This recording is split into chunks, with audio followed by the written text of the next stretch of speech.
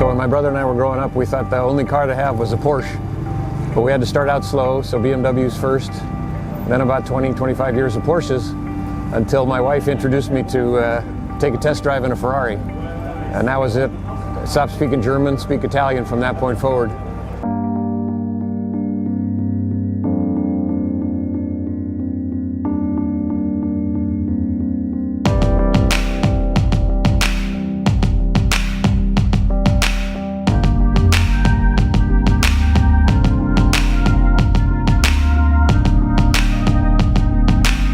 We were up in Montreal and I was renting a car and had been with my coach, and he let me go for my first serious solo laps in Montreal. As fortune would have it, I took my car into a tire wall.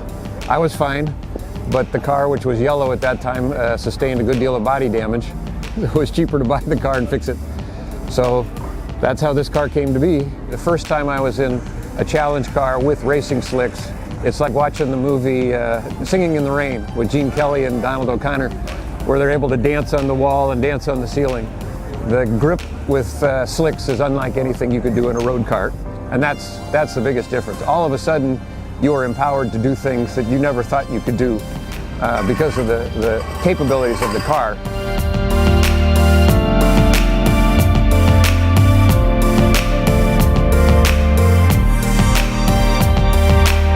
It's a total escape because you're sitting in the car in pit lane waiting for the race to start. You can't be worried about where interest rates are that day or that week, that month.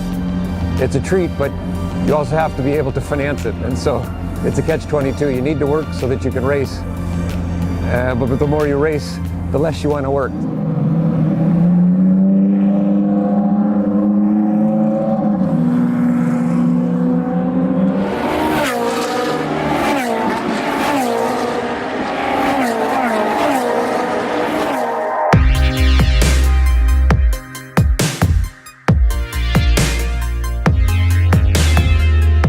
As the Challenge Series was introduced to me, the logic was it's a gentleman's racing series.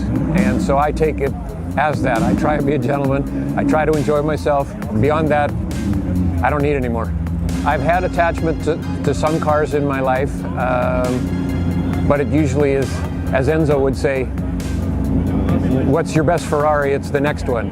So I continue to change cars.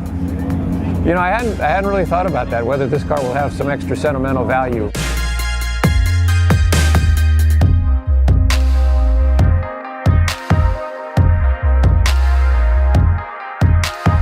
You still have to continue to improve your craft, your skills to use the car in a way that is safe and yet faster than you would ever drive on a street.